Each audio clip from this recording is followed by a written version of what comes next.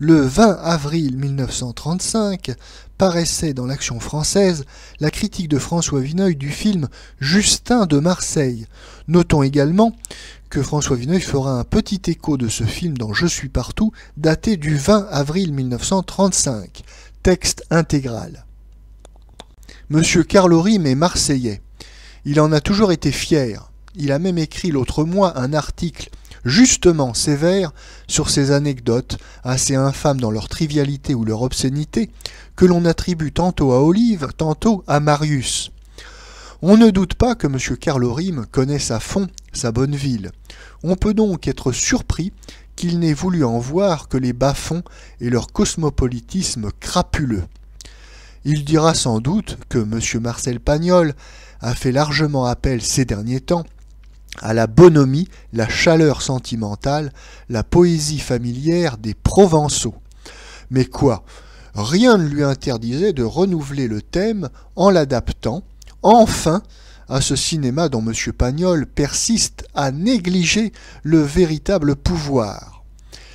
M. Carlo Rime a mieux aimé se convaincre que l'écran restait friand des histoires de bandits, et qu'il avait l'occasion de lui en offrir une d'une couleur nouvelle.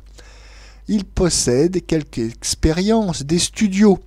Il a déjà écrit, sans révolutionner le genre, le moins du monde, un petit livret pour un film de mademoiselle Joséphine Baker, Zouzou.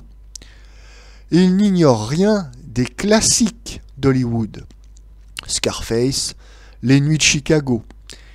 Il sait faire parler ses personnages. Les dialogues de son Justin sont presque toujours naturels, aisés, dans le ton du cru. Il a imaginé quelques circonstances qui auraient échappé aux tâcherons professionnels du scénario. Par exemple, le faux enterrement qui porte sans manquer sur le public. Deux bandes rivales de trafiquants vont chercher à bord d'un paquebot des lignes d'Extrême-Orient le cercueil d'une soi-disant amie trépanée à Saïgon. La boîte macabre est pleine d'opium jusqu'au couvercle. Les douaniers saluent gravement le corbillard. Les contrebandiers, brassards à la manche, versent des larmes de crocodile, mais ne se quittent pas de l'œil tout en se mouchant avec fracas et en trimballant d'énormes couronnes. On aime assez également quelques traits, galéjades anodines, plutôt que satires, chargés de nous édifier sur le flair et la promptitude de la police locale. C'est peut-être aussi M. Carlo Rime qui a eu l'idée du règlement de compte final. Les deux chefs ennemis, le bon et le méchant, vont se battre au couteau, à mort, dans un terrain vague de banlieue. Une porte ferme leur champ clos. Il y a un mistral violent. On attend longuement que cette porte se rouvre pour nous révéler le vainqueur. Elle s'entrebâille, elle claque, mais ce n'est que le vent. Pour le reste, on doit malheureusement avouer que l'auteur s'en tient au style détective. Poncifs mi-réalistes, mi-sentimentaux, M. Carlo Rime, surtout, parmi ses souteneurs, ses trafiquants d'opium, ses tenanciers, ses voleurs, a été pris d'un scrupule. Tout le monde sait, hélas, que Marseille, avec sa pègre internationale, bat d'assez tristes records de criminalité. M. Carlo Rime a néanmoins voulu tenir compte, et on l'en loue, de la susceptibilité justifiée de ses compatriotes. Tout en faisant défiler ces bandes de mauvais garçons, de Chinois, de brigands napolitains, il nous dit « Bien entendu, ce n'est pas là tout Marseille ». Il a même une jolie phrase. « Ici, le soleil fait beaucoup d'ombre et beaucoup de clarté. C'est dommage que trop souvent, on ne veuille voir que l'ombre. » Pour qu'on ne l'accuse pas à son tour d'un excès de noirceur, il entend parler du côté du soleil. Il nous annonce « Vous allez voir le Justin, ça, c'est vraiment Marseille. » Mais qu'est-ce que ce Justin? Un nervi, trafiquant et souteneur comme les autres.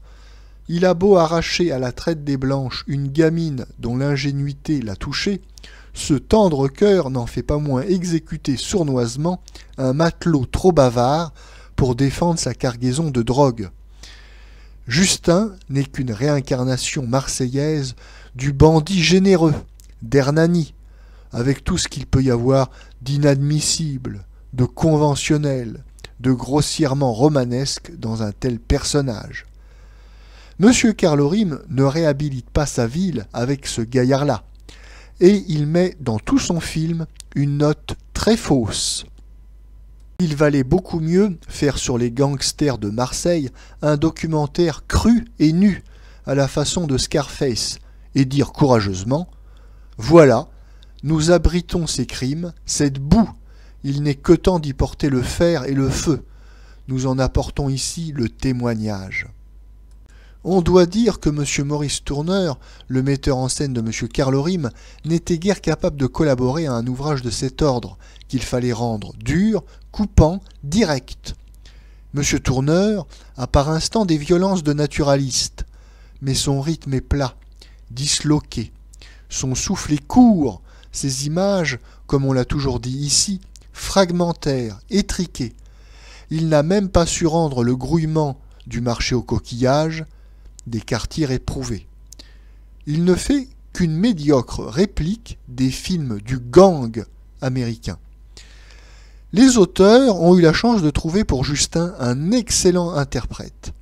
C'est M. Berval, méridional pur sang, plein de rondeur et de faconde, plus à l'aise en nervi que dans les rôles d'opéra comique comme Le Roi de la Camargue ou Morin des Morts.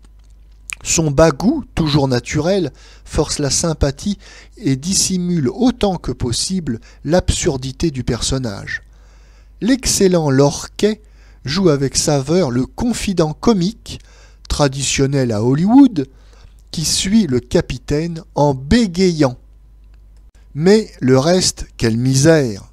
Monsieur Emos, admirable titi parisien découvert par René Clair, se donne beaucoup de mal pour figurer un fada du vieux port, et n'arrive qu'à être grimaçant.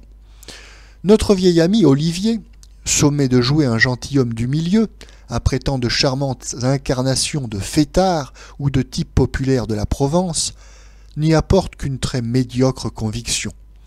Et ce n'est vraiment pas sa faute. Mais la grosse, la monumentale bévue du film, c'est d'avoir choisi pour un rôle de terrible bandit napolitain le placide Alexandre Rignot, débonnaire géant nordique, lent à se mouvoir, et qui n'arrive même pas à attraper une once d'accent. Avec lui, Justin n'est plus seulement un pastiche, mais une gauche parodie de Scarface.